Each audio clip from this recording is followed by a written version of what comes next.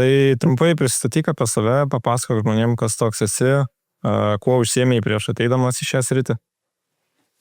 Tai taip, prisijungiau prie mokymų prieš tik 3 mėnesius, daugiau šiek tiek, tai užsiemu tuo pačiu, dirbu samdomą darbą, IT verslo analitiku, darbą nesiskundžiu, atėjau čia uždirbti papildomai, kaip sakant, bet taip gavosi, kad uždirbau žymiai daugiau negu iš savo įprasto darbo ir toliau augu ir judu. Okay, kaip šiaip aplamai sužinojai apie šitą verslo modelį, apie visą Faceless YouTube, gal kažkur kitur buvai girdėjęs? Iš tikrųjų taip, kaip ir turbūt socialiniuose tinkluose visur buvo kalbama apie šį verslo modelį, paskui kažkaip užmačiau ir tavo profilį, pasidomėjau, pasižiūrėjau apie rezultatus kitų mokinių, susirašiau, pasikalbėjom su bendruomenės atsakingu žmogum, man viskas tiko ir prisijungiu. O kas šiaip patraukė labiausiai šitoje veikloje, sakykime? Tai iš esmės, tai taip, darbas iš namų, nereikia jokio veido rodyti, kas labiausiai patraukė, tai vis tiek turiu šiek tiek patirties su montavimu, anksčiau patikdavo labai, tai galvoju, kodėl nepanaudoju šiek tiek savo asmeninių sugebėjimų ir galim ir pritaikyti šiame verslo modelį.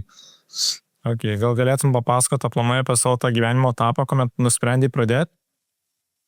Taip, tai tiesiog susitvarkiau, įsivažiavau, kaip sakant, į savo darbą, šiek tiek jau finansiškai stabiliai jaučiausi ir kaip visada norėjusi kažko daugiau. Tai tiesiog pradėjau domėtis, prieš tai buvau ir kituose kursuose, mokymuose, bet ten kaip ir nepavyko, bet nenuleidau rankų, toliau ieškau kažkokių galimybių.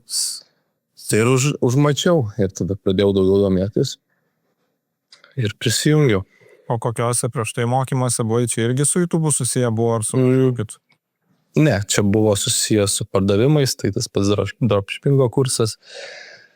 Tai negavau tiesiog tokios informacijos, kurios negalima tiesiog YouTube'ai nuėjus gauti. Okay. Ir kas paskatino prisijungti būtent prie mano mokymų, nes jeigu jau prieš tai turėjai prastą patirtį su kursais, tai tikėtina nebuvo lengva priimti sprendimą. Taip, nebuvo, tačiau tas patraukė, kad vis tiek iš Lietuvos žmogus buvo. Tiesiog pamačiau ir kitus interviu, kaip žmonės kalba. Iš tiesų, mačiau, kad tai yra įmanoma, iš tų pačių rezultatų. Tai kažkaip galvoju surizikuosiu. O ką tuo metu galvoji apie pačius Faceless kanalus? Tu buvai gal jų užmatęs, gal jau turėjai kažkokį tais įvaizdį, kas tas yra?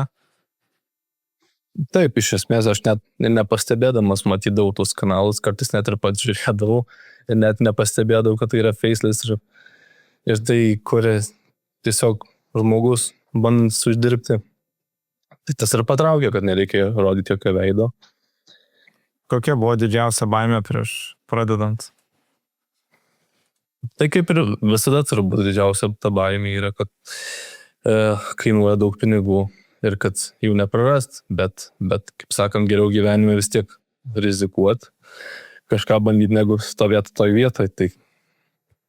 Teisingai. Ką patartum kitam, kuris turi, sakykime, tokią pačią baimę ir galbūt žiūri šitą vaizdą įrašą? Manau, kiekvienam skirtingai, bet jeigu kažko nori gyvenime daugiau, tai turi priimti tam tikrus rizikingus sprendimus, kad galėtum gauti iš gyvenimo daugiau. Okay. Tai tiesiog, manau, nestabdyti reiktų. Ar turėjai ankstesnės patirties su YouTube, ar kūrei turinį anksčiau? Gal teko daryti kažką? Su YouTube jokios visiškai patirties nedariau, nelabai žinau, kaip veikia tas YouTube algoritmas. Tik tais po truputį 2025 pradėjau matyti, kad kaip tas Faceless verslo modelis pradėjo populiarėti, kad daugiau galimybių, kai tas AI-us atsirado, kad daug mažiau laiko užtrunka kurti tą turinį su visais AI-us įrankiais, nes anksčiau, kaip suprantu, reikėdavo ir samdyti žmonės, kurie ir pačius skriptus rašydavo, thumbnailus kurdavo, o dabar viską galima automatizuoti su AI. Tai manau labai puikia galimybė, svarbiausia tik tai neužsėdėti vietoj ir prisitaikyti kartu su tom AI, nes visi įrankiai tobulėja. Ir jeigu sėdėsim vietoj, tai kažkas mus pralenks, kas labiau mokės dirbti su tais įrankiais. Visiškai pritariu. Yra žmonių, žinai, kurie bijo to AI, galvoja, kad atims darbus, kai reikia su jo prisitaikyti ir kartu, žinai. Tai tiesiog, manau, gal ir atims kažkokius darbus, bet to pačiu ir sukurs naujus. Ir mum ir sukūrė, sakykime, lengvesnį procesą, tai tuo ir turim naudotis. Taip. Kas pradžioje buvo, sakykime, iš pačio proceso, kas liečia kurti turinį, sunkiausia suprasti, pavyzdžiui, to asmeniškai? Tai iš esmės, kas sunkiausia buvo, tai suprast pačius pagrindus tiesiog. Patį pirmą video atsimenu kūriau kas gal 2 dienas, nes iš tikrųjų nesupratau nei kas tie birolai, nei kas ten interviu. Tai tiesiog visa ta pradžia buvo iš tikrųjų labai sunkiai, užtrukau, bet jau savo pasakiau, kad jau pasiryšiu nesustot. Ir paskui palaipsniui vis greičiau pradėsiau tos video ir paskui kažkaip jau automatizacija tokia gavosi. O iš pačio proceso vis tiek, sakykime, anksčiau, kai buvo jau tai matęs, ar buvo kažkokių minčių, pavyzdžiui, vis tiek kurti pačiam, kam tų mokymų ir galbūt kaip prisijungi prie mokymų, gal pasibėjai kažką, ko pats galbūt nebūtum atradęs, ar yra tokių dalykų? Dabar prisijungęs prie pačių mokymų, tai galėčiau drąsiai teikti, kad be mokymų nieko absoliučiai nebūčiau, manau, net iki šiol dar padaręs, nes tokia informacija tikrai nesimėto, nei socialiniuose tinkluose, nei YouTube pačiam, nes tai yra labai specifinis verslo modelis, kur reikia tiesiog atrasti savo kaip pasakyti, savo tiesiog būdą ir jį tobulinti, manyčiau. Koks buvo šiaip pirmas įspūdis pradėjus mokymus? Turėjai kažkokią iš karto nuojautą, kad, žinai, kiti būna prisijungę, čia ne tai, ko tikėjausi. Ne, tai faktas, kad iš karto prisijungus galima matyti visus realius žmonės su realiais rezultatais, realiom diskusijom, kas veikia, kas neveikia. Tai iš tikrųjų tas ir pamotivavo iš karto kitų mokinių rezultatais ir žinai, kad tai yra įmanoma ir jeigu jisai gali, tai kodėl negali tu. Teisingai. Ar buvo, kad, sakykime, turėjai kokį nors tai konkretų momentą, kuomet supratai, kad tai tikrai veikia ir gali tau padėti uždirbti pinigus? Taip, dar atsimenu, kadangi neseniai monetizavau kanalą, tai dar atsimenu, kaip 10 dienų prieš tas kanalas geometrinė progresija pradėjo augti, su diena vis labiau ir per vieną naktį surinkau tiesiog ten reikiamus reikalavimus ir pateikiau monetizaciją ir atsimenu dar eidamas iš sporto salės gavau pranešimą, kad kanalas monetizuotas, tai viskas nuo to turbūt prasidėjo, kad jau nuo šiandien pradės tos peržiūros eiti pinigai. Tai kiek labai praėjo, sakykime, nuo tos akimirkos, kai pradėjai ir kai monetizavai kanalą? Pradėjau, tai sausio 17, dar tiksliai pamenu, ir jau monetizavau kanalą vasario 5. Ir per tą vasario mėnesį pavyko jau tikrai sugeneruoti nerealias pajamas. Gal apibūdintum kokias? Taip, tai per vasario mėnesį nepilną. Tai gavosi ten 23 dienos, tai gavosi beveik 6,000. Supratau, faini skaičiai, ne kiekvienam pavyksta.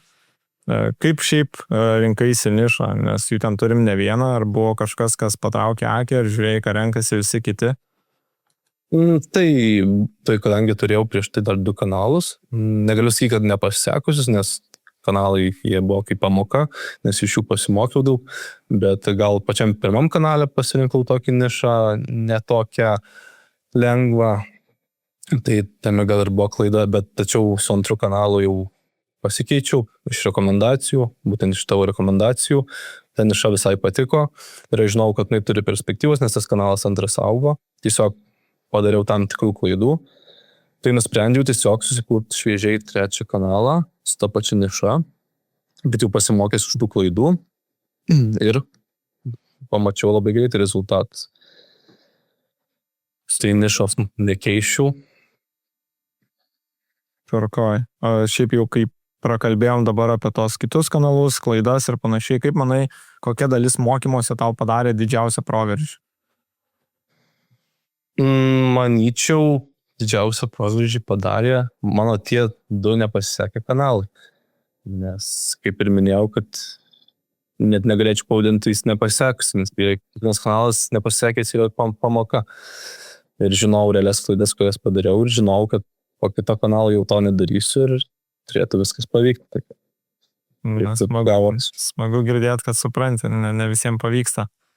O kokias klaidas, pavyzdžiui, pamini, kurias darai pirmame etape su pirmais kanalais? Taip, tai pirmam kanale tikrai galiu pasakyti, klaida labai buvo svarbi. Tai dėl pačio tinklo, nes keldavau tos video iš visokių public Wi-Fi-ų. Dar tuo metu atsimenu buvau kelioniai, tai ten ir Egipte iš viešbučio Wi-Fi kėliau, tai ir ten konkrečiai matėsi, kad man neauga tas kanalas. Tai nedelsant pasiėmiau asmeninį pokalbį, kurie mokymuose yra. Tai pasikalbėjom, supratom klaidas, susikūrėm antrą kanalą.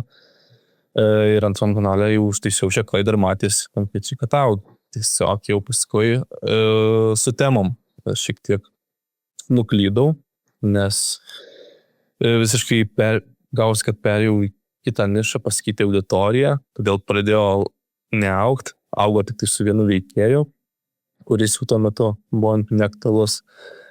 Tai nusprendžiau susikurti naują. Supratau. Nedaryti klaidų. Tvarkojo, kiek, pavyzdžiui, laiko skirdavai pradžioje ir kiek dabar skiri, pavyzdžiui. Yra skirtumas, kad, sakykime, pagreitėjo procesas, sutrumpėjo darbo laikas, kiek, Aš gal labiau niekada netrumpinau to darbo laiko, o tiesiog, jeigu greičiau kažką pasidarau, tai praleidžiu prie, sakykime, jeigu greičiau video susimontuoju, praleidžiu daugiau prie thumbnailo, kad jisai būtų gražesnis, patrauklesnis. Tai nesistengiu kuo greičiau padaryti. Vis tiek, bet kokiu atveju, norisi kažkuo įsiskirti. Tai bandau daryti ir tos video gražesnius, ir daugiau pridėtinės vertės, ir thumbnailus, kažkokią detalę vis pagražini. Tai nesinoriu užsidėti toje vietoje. Tai ir augi. Jeigu dabar, sakykime, reikėtų pradėti viską iš naujo, ką keistum, jeigu keistum? Tai manau visą tą supratimą, kad reikia, kadangi šitų kanalų yra daug ir turi vis tiek kažko įsiskirti, tai turi tai daryti arba geresnius video, arba ilgesnius, arba dažniau kelt. Tai pasimčiau savo konkretų konkurentą ir bandyčiau šį viską daryti geriau. Teisingai. O šiaip planuoji deleguoti taskus, sakykime, automatizuoti procesą, ar kol kas dar nori likti prie gamybos pačiam? Taip, tikrai tokia vizija yra, tačiau norisi pasisamdyti ne bet ką. Planuose yra apsimokyti pačiam, kad jisai darytų lygiai taip pačiai kaip ir aš, kad jis neimprovizuotų. Tai tikrai yra ir jau yra minčių ir apie kitus kanalus. Tiesiog pirmą reikia susirasti žmogų, kuris grinai atlaisvintų man šitą kanalą. Kada pirmą kartą pamatei kažkokią tai ženklą, kad kanalas pradeda judėti? Tikriausiai, kai per 2 paras surinkau 200 000 peržiūrų. Ja. Tai jau mačiau, kad jau veikia tikrai. Tai spėčiau ir buvo tas toks pirmesnis rezultatas, kuris buvo rimtas, kur tave motyvavo nesustoti. Taip, supratau, kad tikrai įdėdamas pastangų jos atsipirko ir neplanavau nei atsileisti, tiesiog kaip tik padidinau video vaizdo įrašų kiekį ir taip ir pavyko. Kaip jauteis pamatęs pirmas pajamas? Na, iš tiesų tikrai nerealiai, nes aš dar atsimenu, kaip prieš prisijungdamas prie mokymų buvo klausimas, kokia vizija apie uždarbį. Tai atsimenu, tiesiog mano vizija buvo papildomai prie atlyginimo, pridėti tokį uždirbį galima sakyti, trigubai negu iš savo įprasto darbo, tai iš tikrųjų net kartais nerealiai atrodo. O koks šiaip buvo, pavyzdžiui, iki YouTube'o tavo didžiausias pasiekimas gyvenime? Ar tai būtų karjera kažkokia, ar galbūt kažkas kito? Didžiausias pasiekimas, tai gal taip neišskirčiau, manau, bet tiesiog visada turėjau tokį mąstymą, kad tikrai neužsitęsiu ties samdomu darbu paprastu. Tiesiog žinau, kad norėjau kažko daugiau ir gal tas mąstymas, ta disciplina, žinau, kad galiu būti užsispyręs, galiu padaryti. Tai tokio konkretaus pasiekimo neturiu, bet manau, išskirčiau. Svarbiausia, viskas nuo mąstymo priklauso. Gali tikrai daug padaryti. Ar pasikeitė pačio, sakykime, požiūris į uždarbį internetu, nes spėjau anksčiau turėjau kitokį, dabar dar kitokį, kaip į visą tai šiaip žiūri? Taip, tikrai pasikeitė požiūris ir manau, kad labiausiai ties tuo, kad ne visos gyvenime duotus galimybės yra skemas vadinamas.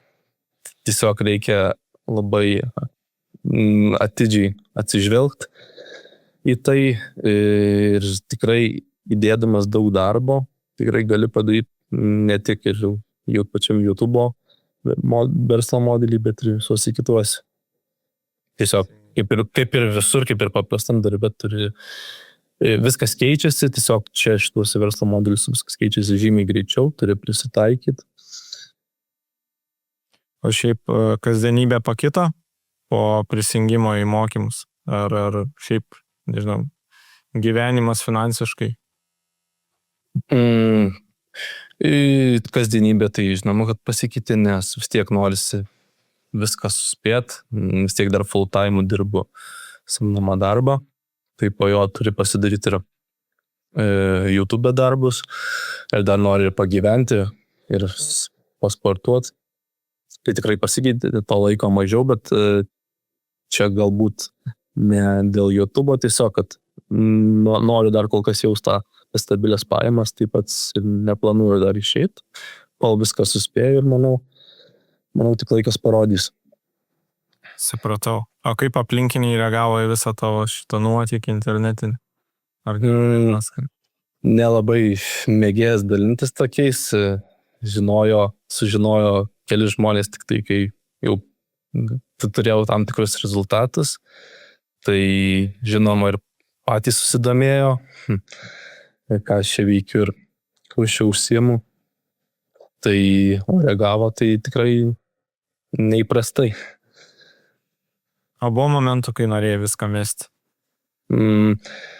Gal tokio konkretaus momento nebuvo, nes žinojau, kad vis tiek susimokėjau pinigus ir jau žinojau, kad tikrai turės mane atsipirkti, šiaip ar tai, bet tai buvo dienų, kai tų rezultatų nesimatė, kai buvo tas jau didelis pervalgymas, tai tikrai tokių buvo minčių, kad gal ir šiek tiek gailiuosi, nes jau dabar kaip ir nėra kelio atgal. Tai tiesiog ta tokia disciplina suveikė, kad reikia daryti ir jau tik tada galėsiu sakyti, kad kažkas neveikia, jeigu viską išbandžiau. Supratau. Kaip tavo nuomonė atrodo, kam labiausiai šitas verslo modelis tinka? Gal žmogų kokį apibūdintum? Aš manyčiau, kad čia yra labai dinamiškas verslo modelis, kur gali tikti ir dirbantiems žmonėms tikrai kaip papildomas uždarbis, jie gali ir automatizuoti paskui.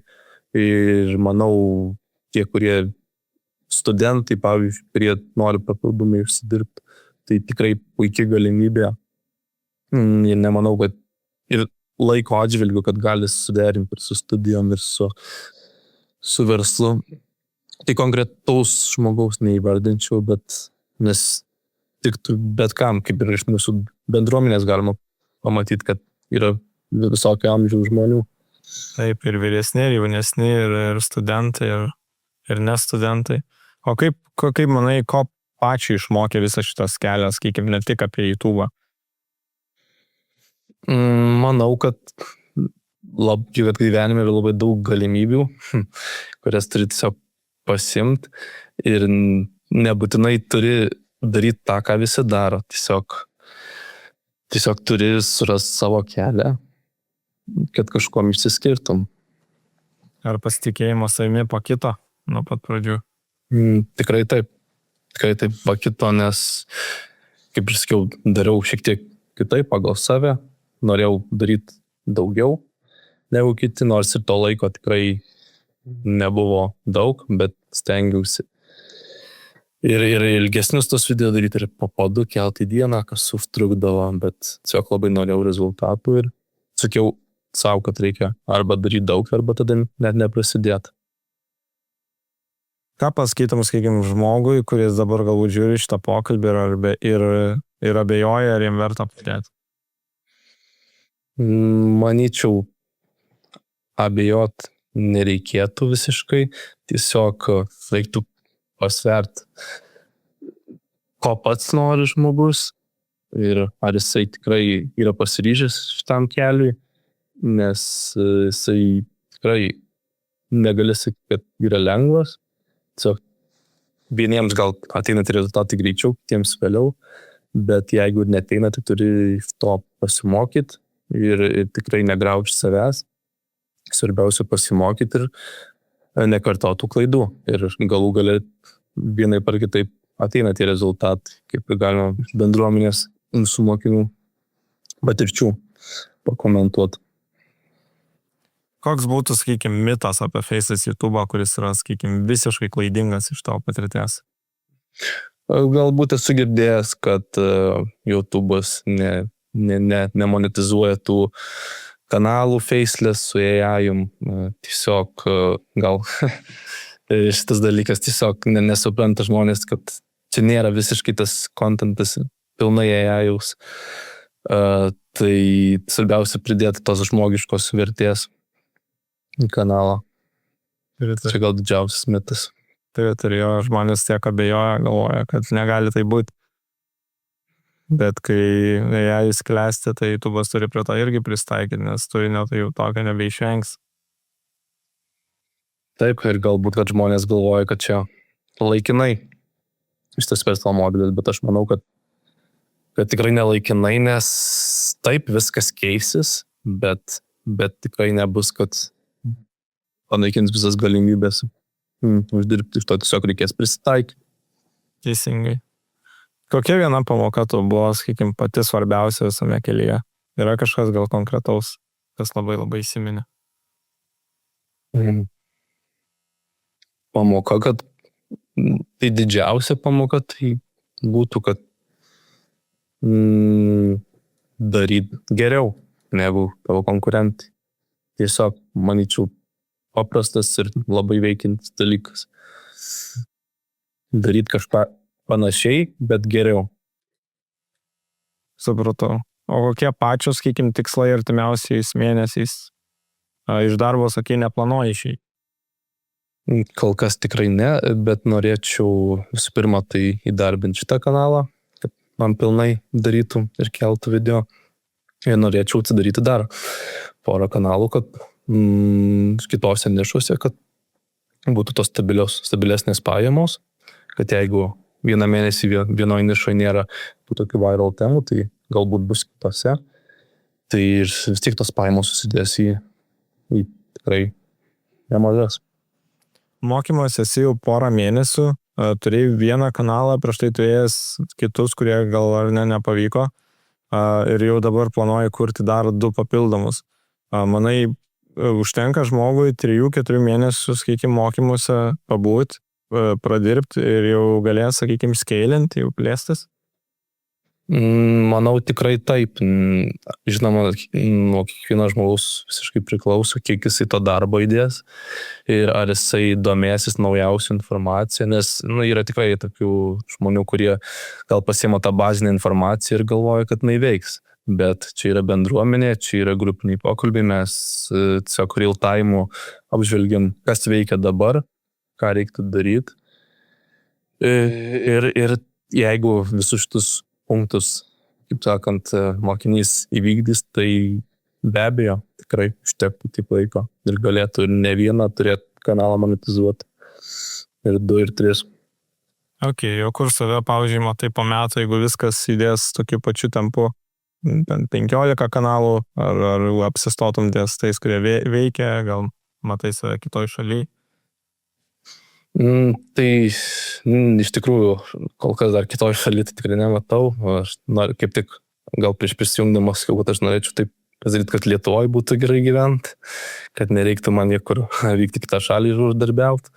Bet žinoma, tos kelionės jos bus gundo, nes tu gali pasimti kompą ir iš bet kurio pasaulio krašto tiesiog dirbti, daryti. Bet jeigu kalbant apie skirtai, ar apsistosiu ties tik tai šiuo verslu, tai irgi nemanau. Tiesiog čia yra labai geras pajamos, labai geras verslo modelis pradėti, gauti tas nemažas stabilias pajamas ir galima tikrai investuoti ir į tą patį nekilnojamą turtą, ir į kažką kitą, kas galbūt yra brangiau, bet tikrai gali su laiku atsipirkti. Tai manau, kaip ir visur, nereikia apsistoti į vienu kažkokiu verslu ir ieškoti tų opportunity daugiau.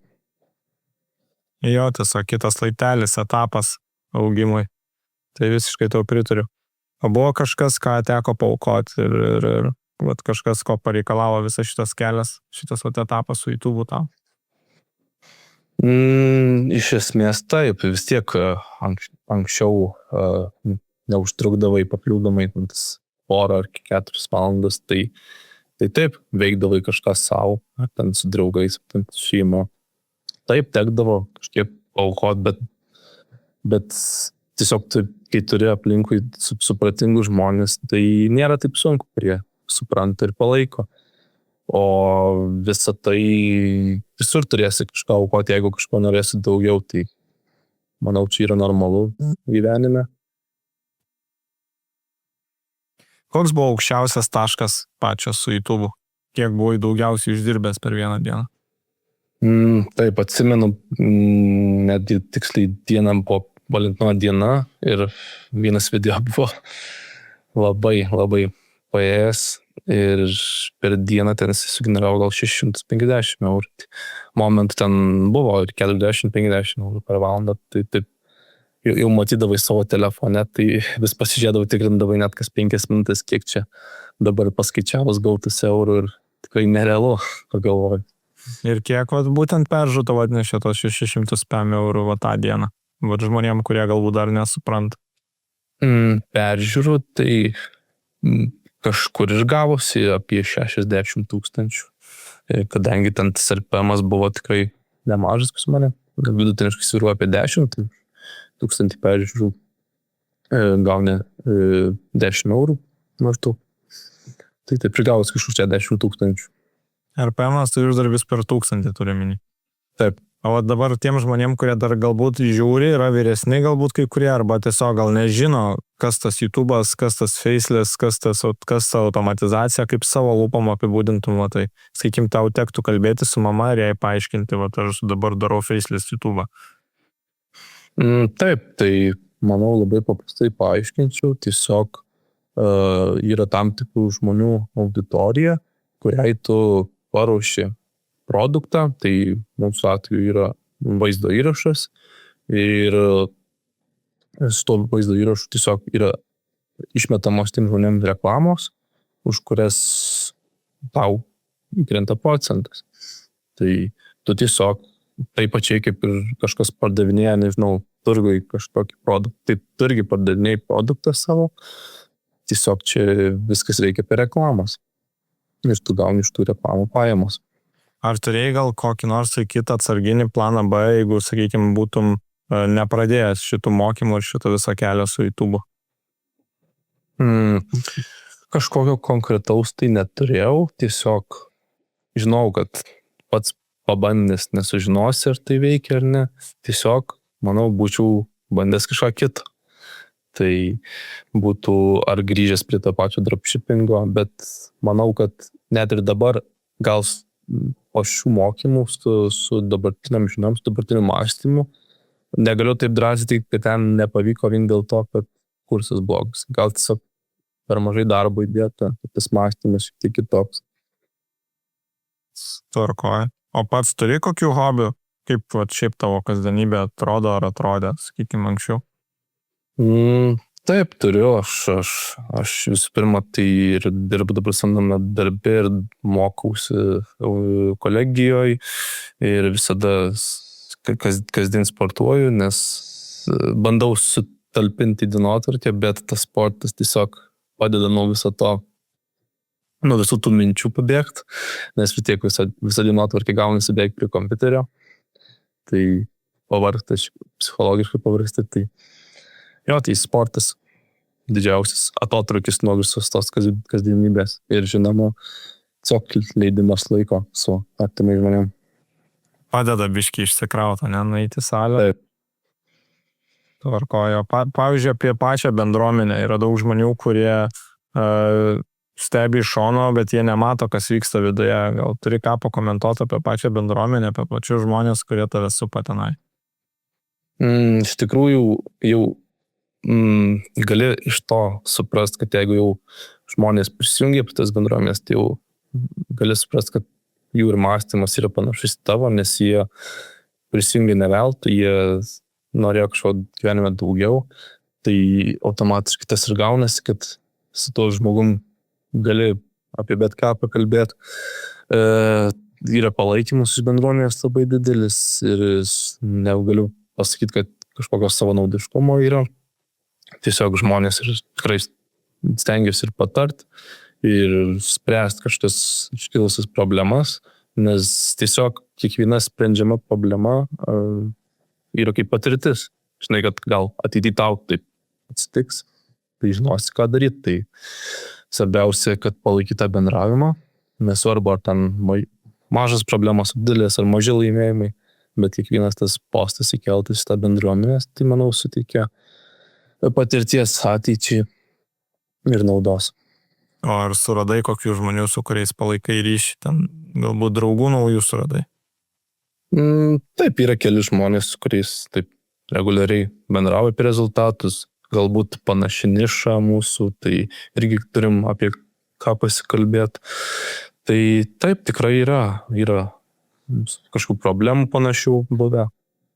Tai tiesiog arba padėjo išspręsti, arba pasidalino savo patirtim, ką geriau daryti. Tai ne visada reikia, sakant, klausti ar tavęs, ar ten kito administratoriaus, tiesiog gali bendruomenės nario paklausti. Kokia, manai, visos šitos tavo istorijos pagrindinė mintis turėtų labiausiai strikti žmonėms po šito pokalbio?